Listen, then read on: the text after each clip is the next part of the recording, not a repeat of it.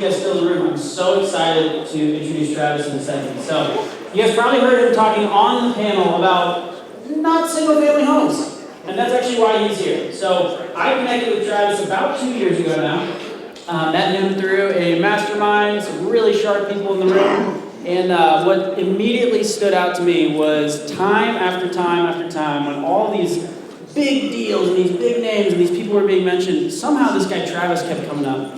And he kept coming up in these really creative structures on, massive RV parks and storage units and multifamily acquisitions. And he's just in the room with all these people, and he just seems to put things together, put people together. And I was so intrigued. So about a year ago, coming up, I didn't even pass you. About a year ago, Travis reached out to me. We started working together one-on-one. Travis was, I would say, in part responsible for us pivoting to Meta as our primary lead channel. And Travis and I have worked together on quite a few deals now. We've just closed a handful last year. We got a handful in the pipeline right now. So I brought in Travis, guys, specifically because, again, when it comes to weird deals, non-traditional assets, stuff that's not single-family investing, Travis is the first name that comes to mind. And you heard him talk over and over about how he uses none of his own money. He's so creative, he's so good at what he does, and he's a freaking machine, too. So Travis was the VP of sales for an oil and gas company. And operations. Ran the thing from the bottom and then worked his way literally to the top, building a real estate portfolio on the side, and then at some point just said, I think I'm out. Yeah. And I want to control my own time, be my own boss. Sold it all, went all in, and now it's been how many years? 3 years now since I quit that gig.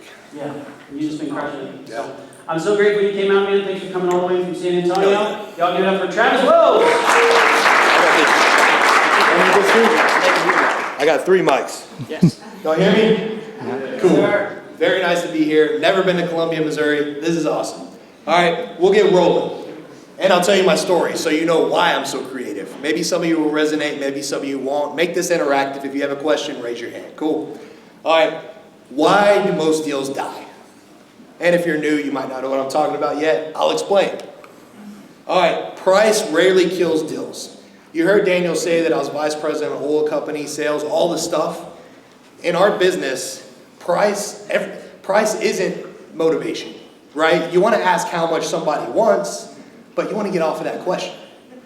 Like, what's their motivation? Why are you selling? What's going on with everything? That's what you want to listen to, all right? Miscommunication kills deals. Lack of structure kills deals. No creative exit kills deals. I was talking to somebody last night. They said they don't even go for a cash offer first. They go for a creative offer first. I'm not recommending you do anything. We're all walking a different path. I thought that was cool, right? My entire business is built around saving deals that would normally die. I love when there's multiple heirs. I love when things fall out of title. I love when people can't do deals because that's money to me. We get paid for solving problems. If you're new, just jot that down. I get paid for solving problems. How do I solve this problem? All right? Always think, how do I solve this problem? The bigger problem you can solve in any industry, the more money you're going to make. Y'all agree? That makes sense. All right? This is me 100 pounds ago, all right? I'm wiring explosives around the clock, all right?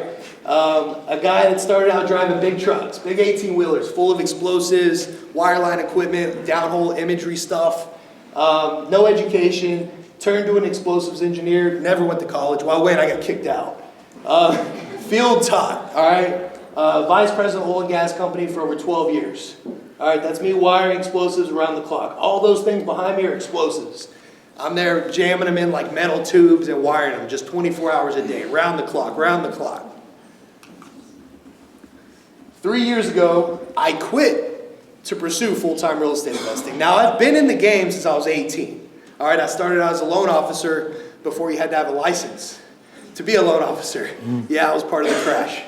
I was slanging some loans at 18. I was like, I can make a what? All I got to do is this? Cool. Let's roll. 500 credit score? 400? Yeah, you get whatever house you want. I met cool people along the way like this guy. I think somebody else is in one of his masterminds here. but we do a lot of deals together. You probably don't know him here, but you know, getting around people doing bigger things helped me understand how wealthy people operate, how they act, how they think. I just sit there and listen. If you ever really meet me, I'm not the most outspoken person. I'm just listening, right? So like get around people doing things like you are here. Y'all are already doing it. Like half of the stuff you're learning is osmosis, that you just put it to work. All right? I do a couple $1 million a year, you know, between wholesales, novations, creative deals, rentals, Facebook groups, whatever. That's my cash engine, and I'm going to show you how now. My bigger stuff's RV parks, mobile home parks, stuff like that's not included, but that's my legacy. That's what I want. I want cash flow. I want to build cash flow for legacy. But we all need cash to survive day to day. So I have cash engines too that I pull from every day. All right. I've been doing real estate a long time. I started mortgage, like I said, at 18 years old, before mortgage licenses were required. And I was buying rentals the whole time.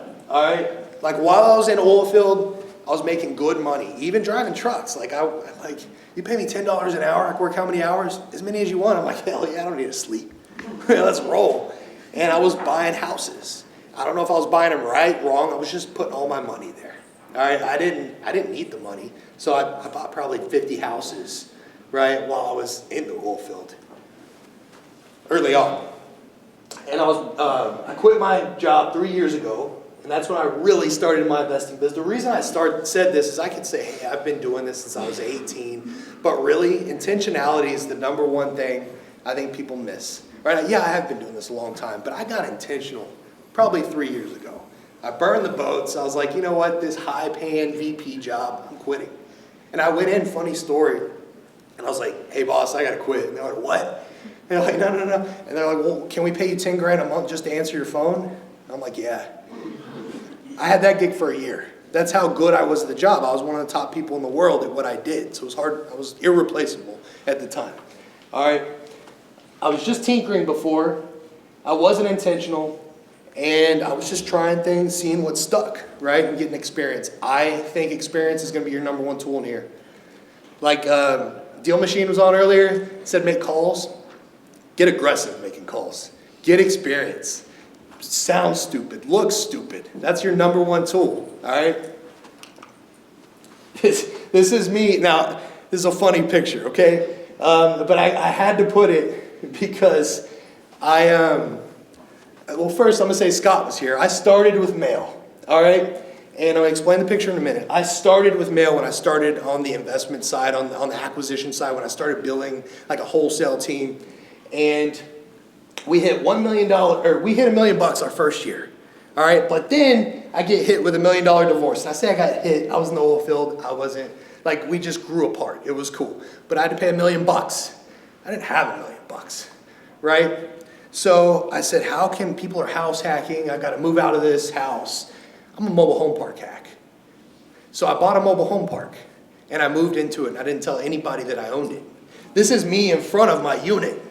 Right? I don't even remember who took that picture. Maybe I set it up on the ledge. I don't know. I thought it was funny as hell. Like my neighbors are out and I'm like.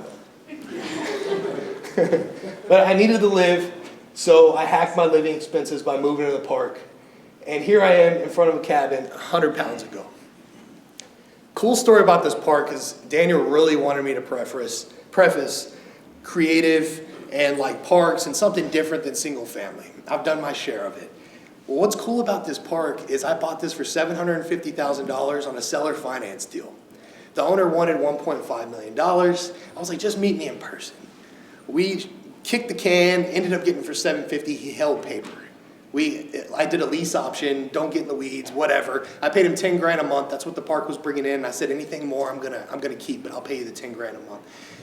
Long story short, I got it appraised yesterday. Appraised for $2.2 million. Right? No money out of my pocket. It's pretty cool. Yeah, I'm doing a refinance out of it now. I'm going to get like $500,000 in cash. And I'm still only going to be like 65% LTV, if that. Time to get creative. All right? How can I get more leads without a comfortable budget anymore?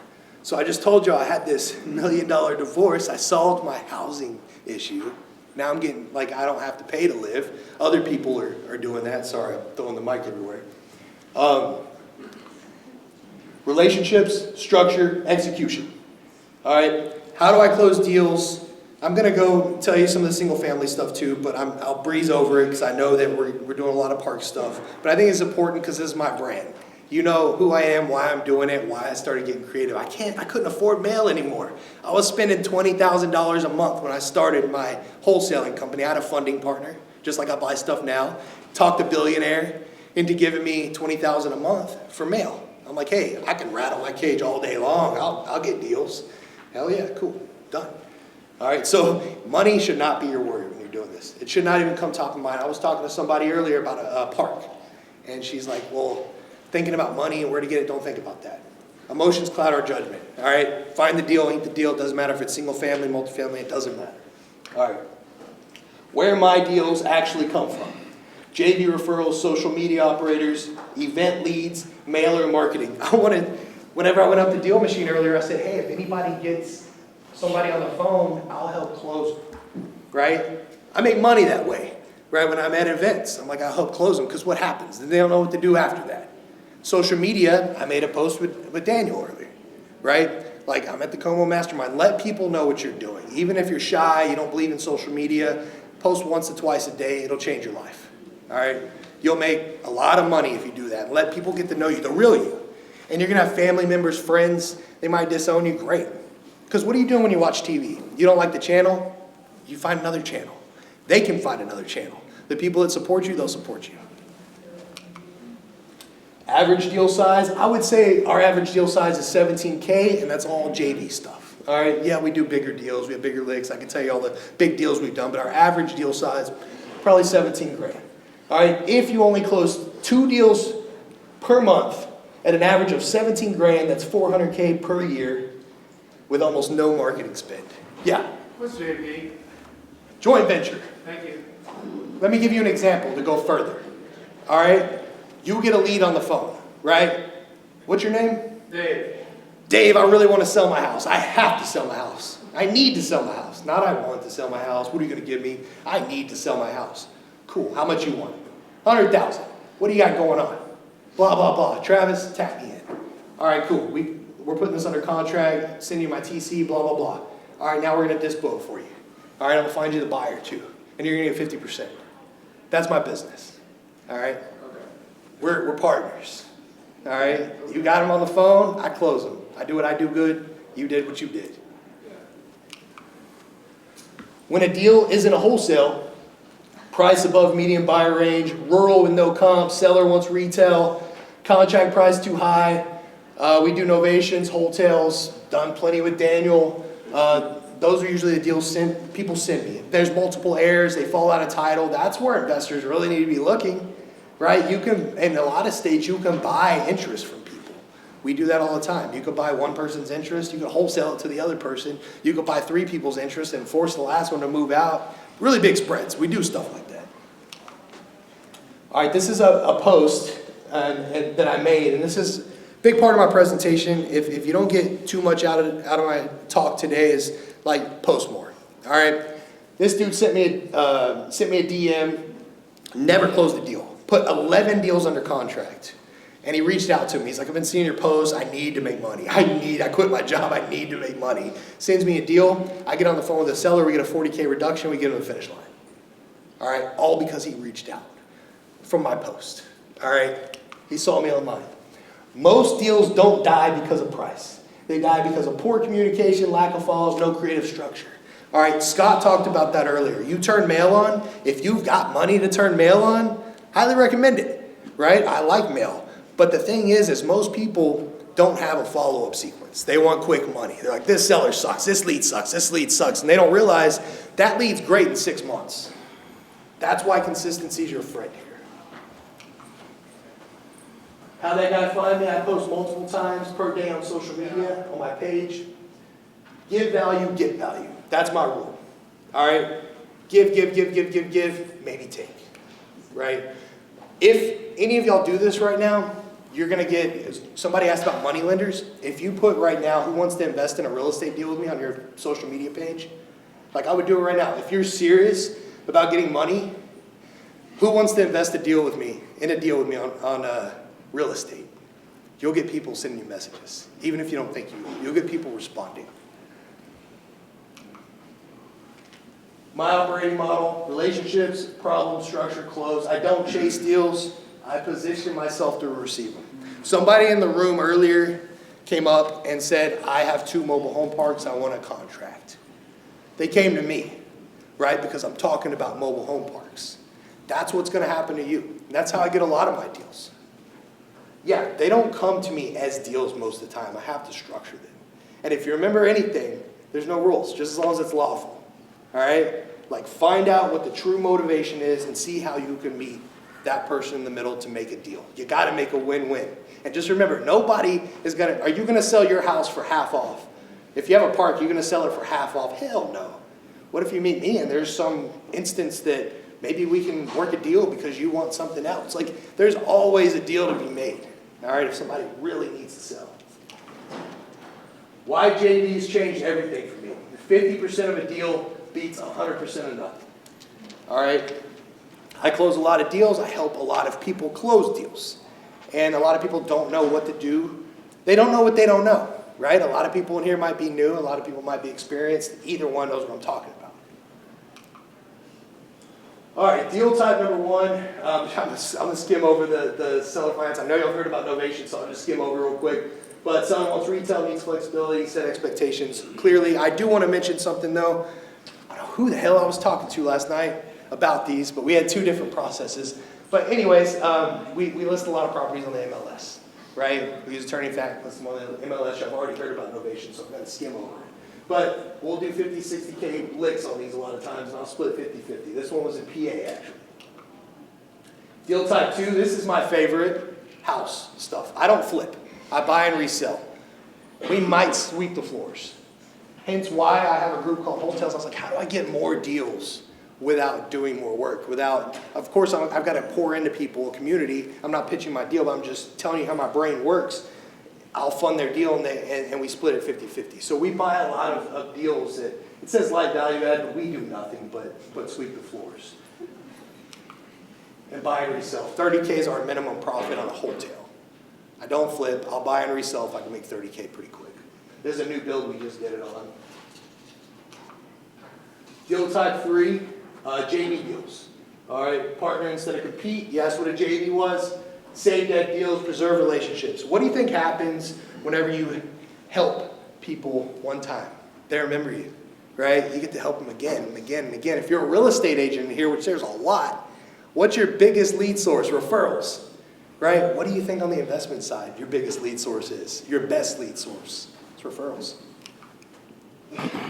Attorney does the cash. Wholesalers have cash deals falling through.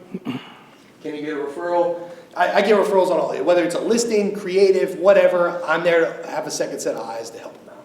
All right?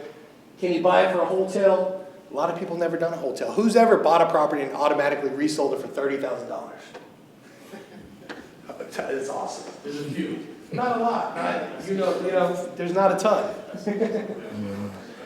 Did you put your hand down? Okay, buy and resell. It's close to 30. Is there a creative option? Creative is my middle name.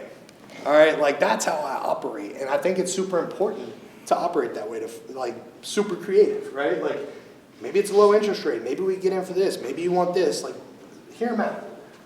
This takes energy, but there's money to be made saving deals. That's my model. Last but not least, we're very selective with this. I'm not doing this right now because I'm overbooked, but we do close. And I'm telling you this so maybe you can do it if you're wanting to get in the game and you are good at acquisitions. We close a lot of deals for people, like in their pipelines. Like I've got a buddy, really big operator, we close their mail leads for him, right? Because I don't want to buy the mail. Sorry, Scott. But that's how I'm wired. I know mail leads are awesome, but I can get them for free, and I'll just give them 50%. We just closed the $30,000 one. My VA calls them. Well, he closes them now. But, and, you know, that's a way to get in this with little money. Daily win condition. Meaningful conversations. Posts are made. Engagement on point. Follow-ups completed. One deal move forward. Here, just post twice a day on social media. All right, post twice a day on social media, make a certain amount of seller calls, talk to a certain amount of people. You're going to do just fine. All right, back to your stuff. Why I love mobile home parks. All right, There's predictable lot rent, limited supply, operational upside, creative acquisition opportunity, all the jargon. Here's what's cool about mobile home parks, is you get paid on lot rent. You get paid on dirt. You rent people dirt, all right? That's what's cool. And you can increase the value, NOI is what we call it, net operating income, just by placing a tenant. All right, so like I told y'all earlier, we're buying a park, putting 28 people in there, making $2 million. I told you I bought the one for $750, it just appraised for $2.2 million. I just bought one for $104, none of my money, I give 50% away. All right, we just bought a 140 unit this month, and it's a $6 million park, we got it for $1.3 million, I gotta fill it up. And then it's worth $6 million. All right, that's what's cool about it. I've never had a house that I could do that with. And I've had a lot of houses. That's why it's my favorite. How do I buy it? All right, I find, 30 minutes or less from a metro, and I'm gonna tell you how to find a mobile home park right now. And I don't tell a lot of people this, because I have no competition. Like when the fund I work with tells me we need 2 parks, this is what I do. All right, Google, expired mobile home park in, if you live in Missouri, or whatever city, Missouri. Mobile home park store is gonna come up. You're gonna see expired listings in Columbia, Missouri. All right, that means that they wanted to sell. If you're agents, you know like expired listings, you know what that is. They wanted to sell, they wanted too much money, they couldn't sell in the market. Most motivated sellers. All right, you're gonna skip trace them, make sure they're not on a DNC list, you're gonna give them a call. This is how, oh, there you go. This is how you're gonna value it. All right, easy, quick way. Most mobile home park owners don't know what their NOI is. First question, what's your NOI? What's your net operating income? Just to give you a little example, all we care about is what's in our bank at the end of the month, right? We don't care how much we brought in, our gross income, we care what's in the bank at the end of the month, right? Same thing with mobile home parks. What did you actually net? All right, divide that by 10%, and if you could get that price, you got a pretty good deal probably. We call it a 10 cap in commercial, all right? Here's how you do it though, because they're not gonna know their NOI most of the time. What's your lot rent? How many lots are there? All right, that's your monthly rent. Multiply that by 12. Are y'all follow me? Yep. Divide that by 2 for 50% expenses. Divide that by 10%. That's the formula. That's how you offer. And if you want to wholesale it, subtract your wholesale fee from that. So you find that at $500,000, get a $100,000 wholesale fee. Whatever. I would buy it, but keep it. What about the money? Get it under contract. Number one piece of advice that was told to me early on is good deals find money. Just remember that. Good deals find money. All right? Bring it to an equity partner. I use a fund. They cover earnest. They cover everything. All right? And they have expertise. I was telling somebody earlier, we just bought a park so creatively. There was so much experience in that fund, the fund managers and all the stuff, the way we did it. I don't even know how the hell they did it. We double closed on a 1031 with some dude out of New York and all this stuff. I didn't really care. I own 50% of it. Right? Just get it under contract. That's all you got to do. And the money will find you. Good deals find money. I should get that tattoo. Good deals find money. Final thought. You don't need more leads. You need better conversations and to be seen. All right? You don't need more money. You need to get more expertise. Expertise comes from putting in the reps, putting stuff under contract at good prices. All right? Talking to tons of people. All right? Not being in a huge rush. You got one of these deals per year, you're doing pretty good. All right? Make $1 million. All right? Expertise equals value, which equals big money. Got a deal you're stuck on? Any of this stuff? Send it to me, I'll help you out. I'm taking equity, by the way. All right, cool. So here's my QR code. You can scan that. It goes to a JV pipeline. If you're interested in doing JV for yourself, like you get good at this goes to GHL CRM. It goes into JV pipeline. A VA actually underwrites the deal, moves it over into accepted for Travis's review, and those are the only deals that I look at. Because time's our biggest currency. So if I'm looking at all these deals, that's not the best use of my time. So I have a VA I've trained to underwrite, goes into Travis's review. So when you do that, you have a deal, you put it in, they move it over, I look at it, I'm making a call, I'm sending you a text, let's roll. Daisy? That easy. Oh, Daisy, yeah. Daisy's worked with Daniel. I've Josh also, but Daisy's my lead dispo VA. I've had same VA team for years. Any questions? All right. If you're gonna JV a deal, what are some tips if you ever JV with somebody? Tips for the person sitting the JV? Yeah. So, I mean, you want to make sure it's a deal, but then again, you don't know what you don't know, right? But in my JV application, I kind of filter through that. I'm like, hey, where's the Google Drive, the link for the pictures? What do you think ARV is? What do you think as-is market value is? I don't think enough people preface as-is. What is it worth right now, right? I want to know that. And I want to know what you think it needs. That's it. And then they'll underwrite it. We'll run comps. All of our comps are market value. We want to make sure it's less than that. We're going to make sure that there's buyers in the area that we want to take it on. And if there aren't a ton of like flippers in the area, we might look at it like a novation. Maybe you don't know that, maybe you do, but we'll do all that work.